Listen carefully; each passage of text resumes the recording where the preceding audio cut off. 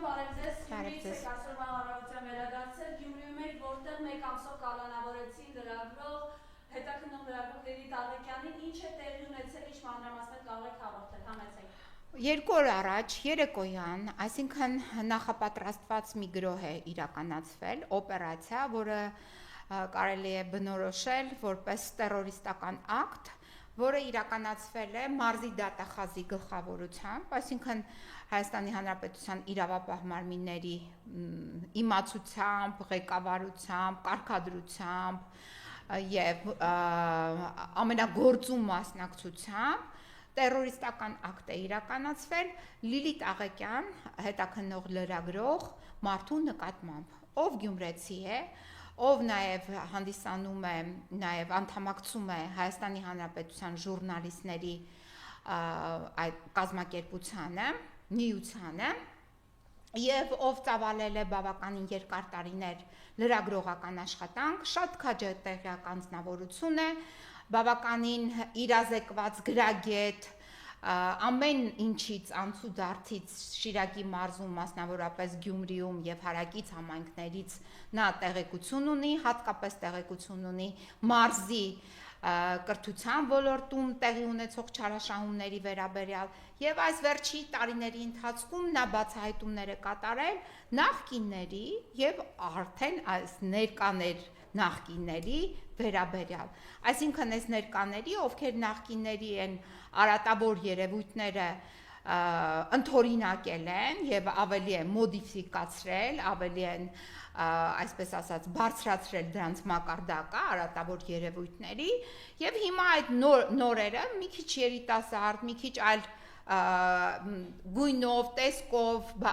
ձևով եւ այլն, բայց իհարկե ոչ միայն մի քիչ, այլ նաեւ բավականին տարբերվող արատավոր վարքագծով անձանց վերաբերյալ կատարել է բազմաթիվ բացահայտումներ։ Այդ թվում վերջին բացահայտումը վերաբերում էր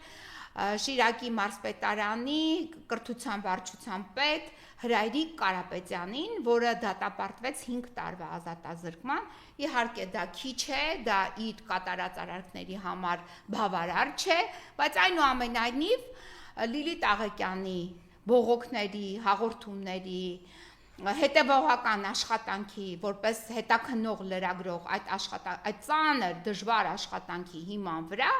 իրավապահ մարմինները այլևս ինչ որ չափով հանձնվեցին եւ միայն մարզպետարանի կրթության բաժնի պետի մակարդակով այս պայդրությամբ մենք ունենք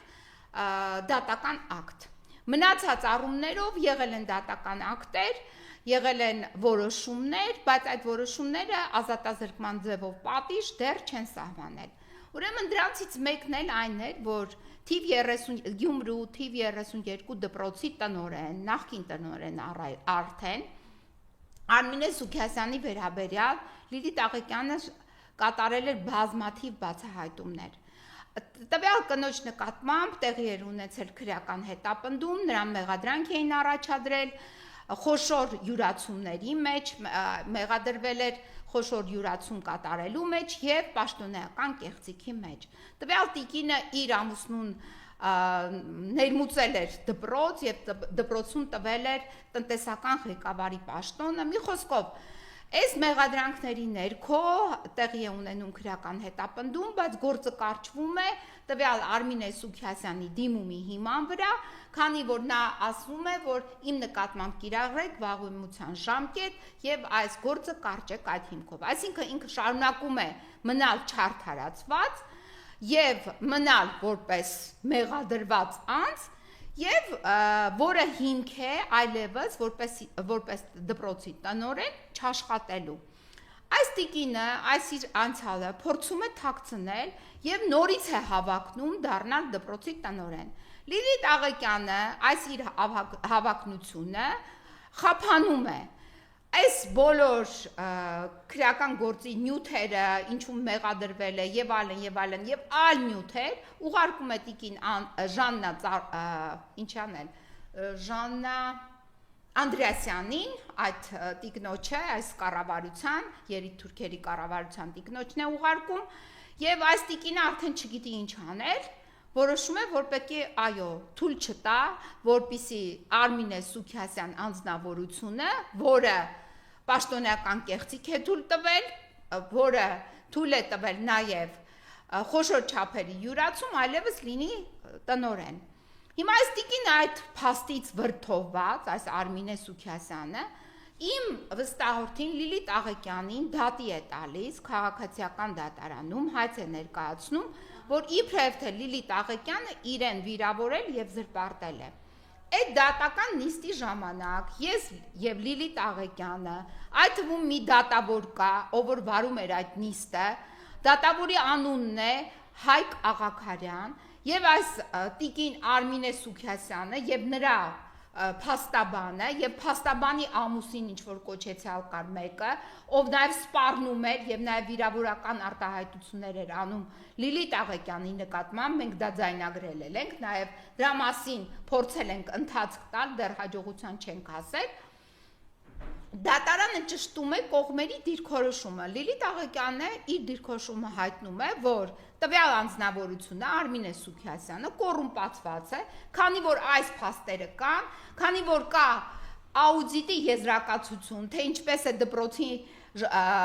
դպրոցը մասնակցել պետական գնումներին առանց մրցույթի, ինչն է խախտել, որ կարգն է խախտել, որտեղ այս ուսուցիչ չպետք է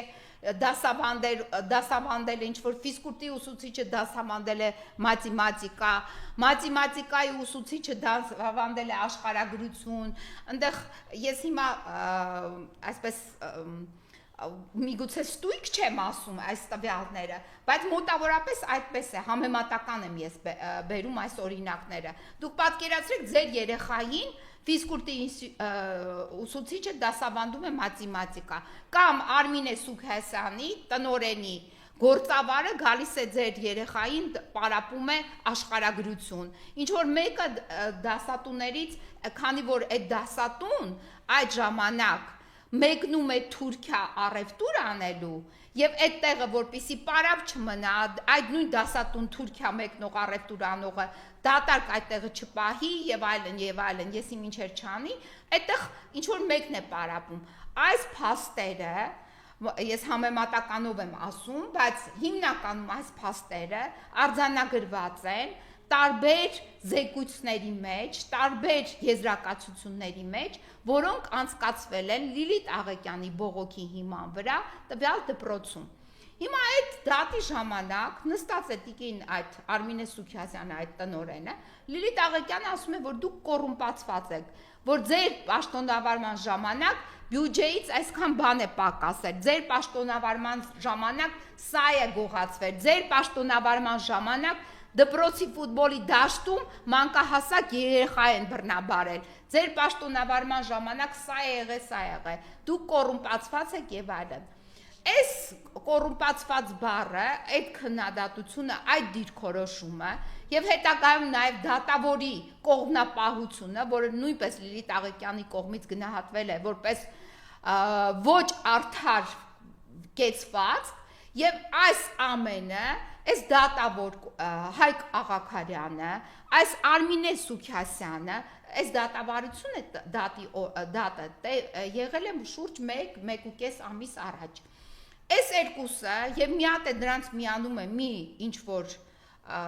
ուսուցիչ, ով այդ Թուրքիա գնացող ուսուցիչն է, որ գնում է պարբերաբար Թուրքիա ինչ որ առևտրով է զբաղվում եւ այլն, այս ուսուցիչը, այդ դպրոցի տնօրենը եւ Հայկ Աղաքարյանը, հավանաբար, քանի որ այս ամենը ինձ բացատրվել է բանավոր կարգով, ես դեռ քանի որ ներգրաված չեմ որպես փաստաբան, գնում են բողոք են ներկայացնում, չգիտեմ օրն է չի երևում, երբ է, չեմ իմանում դեռ, երբ է հաղորդումը տրվել,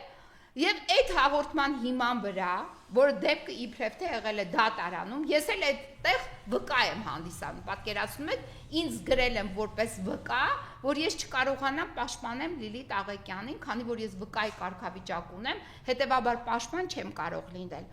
Եվ այդ օրվա դեպքը, այդ որ Լիլիթ Աղեկյանը դատարանին եւ կողմին քննադատել է, նրանց որակումներ է տվել, որը համապատասխանում է իրականությանը, այս որակումների ներքո դրել են նրա վրա հոդվածներ։ Երկու հոդված խուլիգանություն, իբրև թե Լիլիթ Աղեկյանը, որ այդ արտահայտությունները արել է խուլիգանություն առաջին մաս, եւ դրել են դատարանի նկատմամբ անհարգալից վերաբերմունք, այսինքն այս 489 հոդվածի երկրորդ մաս։ Հիմա այս հոդվածների ներքո պատկերացնում եք ոտից գլուխ խուլիգան են, գլխավոր խուլիգանը մի քանի օր առաջ տեսանք, չէ՞ ինչ էր անում ազգային ժողովում, ինչ խուլիգանական գաստրոլներ էր իրականացնում, այդ նույն խուլիգանական գաստրոլները իրականացնում է ինչ որ մեկի հայրը, մյուսի մայրը, մյուսի չգիտեմ, ինքը անձամբ, բացի խուլիգանական գաստրոլներից, նաև անմիջապես մարդու գլխին հարվածելով, այսինքն սպանության փորձեր են կատարում, այս մարդիկ մնում են ոչ կալանքի տակ, իրենց գործերին ես չգիտեմ իրանց նկատմամբ ինչ խափանամիջոց է ընտրվում, բայց որոշել են մեկ ամիս անց Լիլիթ Աղեկյանին, այսինքն այս օրերն էլ ընտրել են, որ ոչ աշխատանքային օրեր լինի, երեկոյան ժամ, ամենանվաստացուցիչ մեթոդներով որոշել են հարձակվել Լիլիթ Աղեկյանի վրա եւ իրականացնել տերորիստական ակտ։ Ով է այս ամենի հետևում կանգնած, մի անձնավորություն, որը նաև իբրև թե տուժել է Լիլիթ Աղեկյանից Չիչոյան դատախազն է, Շիրակի մարզի դատախազը։ Լավ, տիկին Աննա Վարդապետյան, դու գիտես դու մնալու ես ամբողջ կյանքդ դատախազ, ոչ, քո օրերդ հաշված են, տիկին ջան, քո համար, այդ որ գրում էի, չգիտեմ, այդ ոնց էիր գրում, ինչ որ եզրակացություններ ես գրել, օգնականն ես եղել Նիկոլի, թե ում, չեմ իմանում, ում օգնականն ես եղել, որ թուրքական ծրագրի օգնականն ես եղել, ես չգիտեմ, դա էլ կպարզվի։ Բայց ես քո վերաբերյալ հիմա կազմում եմ մեղադրական եզրակացություն, քո գործունեության վերաբերյալ։ Ես սա անում եմ հրապարակավ։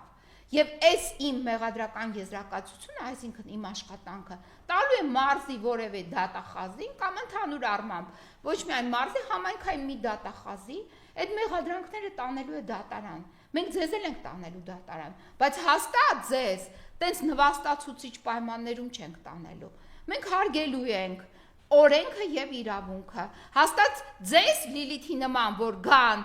տան, այսինքն գիշերային զգեստով, երեկոյան գան մտնեն տունը, կնոջը,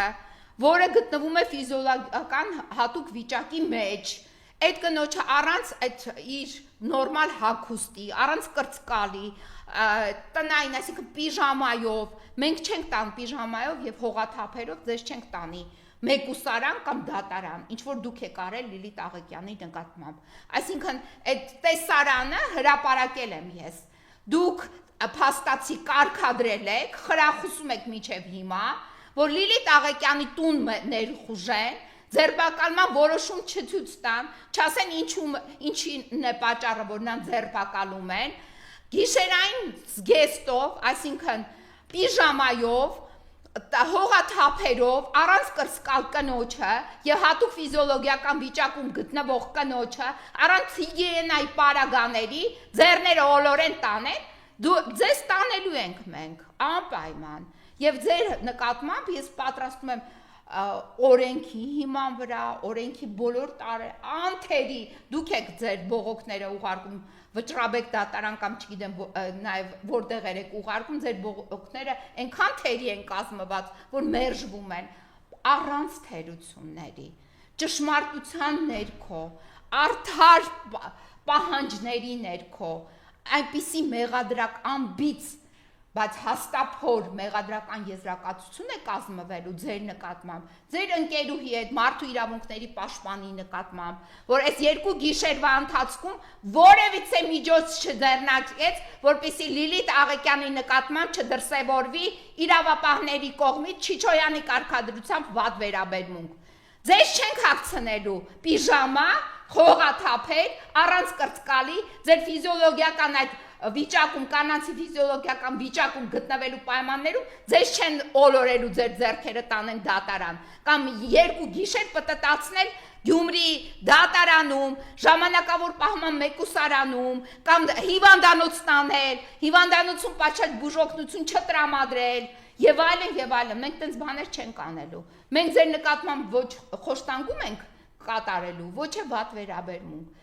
Անթերի հաստափոր մեղադրական եզրակացության ներքո դուք եւ ձեր ընկերուհին, ովքեր երկու գիշեր շարունակ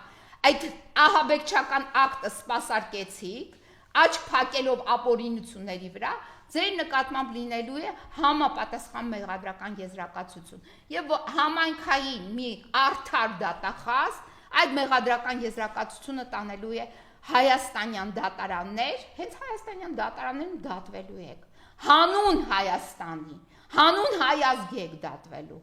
Տիկին Կոստանդյան, դուք մենք նաև դա մեր էջում հրապարակեցինք, երբ Լիլիթ Աղեկյանը պահվում էր այդ հատուկ պահման վայրում, իրեն երբ հիվանդանոց էին տեղափոխում, դուք նաև ահազանգում եք խոշտանգումների մասին, կան արդյոք այդ կասկածները թե ոչ, եւ լավ, սա իրոք սա ինչ իրավապահ համակարգ է։ Մարիամ ջան, տեսեք, հիշում եք, չէ, մեր վարորդին, որ հագցրել էին այդ կանացի խալաթը, տարել էին դատարան։ Սա իրենց ակցիաները, իրենք նախ ժամանակ չունեն, երկրորդը ահավոր սարսափած են, բայց սա էլ իրենց չի փրկելու, այսինքն իրենք եւ սարսափած են եւ ահավոր սենց Լիլիթ Աղեկյանը ամեն դեպքում շատ հզոր կին է եւ իրենց շատ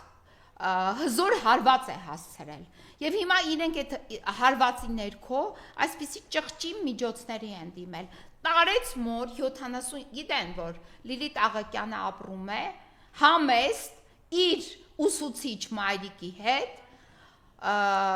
միասին համատեղ այսինքն միասին է ապրում իր տարեց մոր հետ եւ իր տարեց մայրը իր խնամքին է ներխուժում են տանում են կալանավորման, այսինքն սա էլ է կալանավորման ապօրինությունների մեջ մտնում, որովհետև խնամքին կա մայր։ Այդ ինչի որոշեցիք, որ մեկ ամիս պետք է Լիլիթ Աղեկյանը կալանավորվի, տնային կալան կիրառեիք, եթե այդքան ձեզ անհրաժեշտ էր, վախենում էիք Լիլիթ Աղեկյանից, այդքան եթե եւ ունեիք հիմքեր, որ անհրաժեշտ է նրա նկատմամբ խափանման միջոց կիրառել։ Բա ինչու է մյուսը չընտրեցիք, բա խնամքին տարեց մոր այդ հանգամանքը, ինչու այդպես շրջանցեցիք, չգիտեմ դատավորը ով է, դուք էլ եք դատվելու, Աղաքարյանի հետ միասին ով գնացել է դիմում է գրել, այդ ով որա եք դուք, որ այսօր կայացրեցիք այս որոշումը ապօրինի, եւ Լիլիթի մայրիկին 77-ամյա կնոջը այսքան ցավ պատճառեցիք, դուք էլ եք դատվելու։ Սա ուղղակի խոշտանգումը, այս խոշտանգման ձև է, դուք պատկերացրեք 77 տարեկան ծնողի առջև, կին արմատի առջև, գալիս են գիշերային զգեստով հագուստի մեջ գտնվող աղջկան, որը ֆիզիոլոգիական նաև ընթացքի մեջ է եղել, առանց կրծկալ, այդ պիժամայով, հողաթափերով, ձեռները ոլորում են, տանում են, անհայտ ուղղությամբ, չեն ասում ինչի մեջ է մեղադրվում, պարզաբանում չկա, նույն այդ ձերբակալման որոշումը, որը պետք է ունենա հատուկ ձևաբլանկ եւ այլն, ոչ մի բան չեն տրամադրում, ոչ մի հոդաբաշխ տրամադրում կամ պարզաբանում չեն փոխանցում ծնողին, ծնողը 77-ամյա կին, ով գտնվում է իր աղջկա խնամքին, ու սենց առևանգում տանում են, բա սա խոշտանգում չէ, ես չգիտեմ Լիլիթ Աղեկյանի նկատմամբ ինչ ֆիզիկական ներգործություն է եղել, ես դա չեմ կարող ասել, բայց հիմա կարող եմ ասել խոշտանգումների մեջ է նաև մտնում այն, որ Լիլիթ Աղեկյանի իրենք են, իրենց նախաձեռնությամբ, քանի որ նրա առողջական վիճակը այդ ԶՊՎ-ում, ձերբակալվածների պահման վայրում, ոստիկանությունում կտրուկ վատացել է, իրենք վախենալով այդ իր վատ վիճակից, իրենք են հրավիրել շտապօգնության մեքենա, շտապօգնության մեքենայի մեջ տեղափոխել են հիվանդանոց, մի ժամ պահել են հիվանդանոցում, չգիտեմ, ինչ-որ դեղորայքներ են ներարկել, որից հետո ինձ ասեցին, որ մենք հիմա իրեն, այսինքն պատգարակի վրա դրած տանում էին MRT-ի, բայց MRT չեն արել, այդտեղից տարել են անմիջապես դատարան, պահել են դատարանի դահլիճում շուրջ 4 ժամ մինչև լուսադեմ, ինչի են պահել 4 ժամ, հետո այդ 4 ժամից հետո տարել են նորից այդ ձերբակալվածների վայրի մեկուսարան, այնտեղ են պահել մոտ 5-6 ժամ եւ ժամը 12-ին ցերեկը նորից տարել են դատարան։ Դուք պատկերացնում եք ձեզ Աննա Վարդապետյան, ձեր գիշերային ներքնազգեստով, հողաթափերով, առանց կրծկալի, առանց համապատասխան հիգիենայի գործառույթների, ոչ լվացվել եք, ոչ սանրվել եք, ոչ մի բան, ձեզ վերցնեն, դուք էլ լինեք հատուկ ֆիզիոլոգիական վիճակում, այսինքն չունենաք այդ պարագաները, որ կարողանաք այդ հարցը նույնպես լուծել, ձեզ քաշ տան, ձեր ձեռները ոլորեն, ձեր տարեց մոր առջև, Աննա Վարդապետյան, ձեզ եմ ասում, եւ ձեր ընկերուհի են մարդու իրավունքների գեղեցկուհի պաշտպանին էլ եմ ասում։ Ձեր ծնողների առջև ձեր ձեռքերը ոլորեն եւ այդ վիճակում 2 օր պտտացնեն ձեր քաղաքի տարբեր վայրերում, հիվանդանոց, ոստիկանություն, դատարանի պատվալ, հիվանդանոց, ոստիկանություն, չգիտեմ, որ մի պատվալը, այդ ձևի ձեզ պտտացնեն առանց հիգիենայի պայմանները ապահովելու։ Ձեզ դուր կգա, այդ վիճակում ձեզ տանեն ուրիշ մի դատավորի մոտ։ Այդ վիճակում ձեզ զրկեն պաշտպանական իրավունքից, ձեր նախընտրած պաշտպանի միջոցով։ Այսինքն սա հենց խոշտանգման չգիտեմ ինչ զահրուրելի տարբերակներից մեկն է մարդու նկատմամբ։ Դուք պատկերացրեք, ոչ միայն Լիլիթ Աղակյանին են խոշտանգել, այլ նաև Լիլիթ Աղակյանի մայրիկին։ Մայրիկը հիվանդանոցում ստացել է բուժօգնություն։ Մայրիկի ճնշումն էլ է այդ հիվանդանոցում բարձրացել մինչև այն շեմը, որ կարող է նաև ստանալ ինսուլտ։ Այդ նույն տեղի բժիշկները ասեցին, եւ բժիշկները այնտեղ ցույց տվեցին մայրիկին բուժօգնություն, նաեւ դեղորայք տվեցին։ Եթե ես չլինեի, բայց ես կլինեի, իմ նմանները շատ կան, հազարավորներ են։ Կլինե Լիլիթ Աղեկյանը չէր մնալու առանց պաշտպանության։ Նրա մոր կողքին լինելու էր մարդիկ էին լինելու։ Նրա մորն էլ մենակ չէինք թողնելու։ Եվ կանք Դուք մի մտածեք, որ այս ձեր հարցակումները, այս ձեր ահաբեկչական ակտերը մեզ պետք է վախեցնեն, բայց ձեր կողքին մարդ չի լինելու։ Այդ ձեր ձեռքերը, որ ոլոր են տանեն, չնայած ես թույլ չեմ տա, որ ձեզ նման վերաբերվեն։ Դուք օրենքի սահմաններում պետք է պատժվեք եւ արդար պատիժ պետք է ստանաք։ Եվ մեր արդար պատիժները չեն հատելու մարդու իրավունքների եվրոպական կոնվենցիայի 3-րդ հոդվածով նախատեսված կանոնները։ Այդ կանոնները սուրբ են, չի կարելի մարդուն խոշտանգել, չի կարելի մարդուն նկատմամբ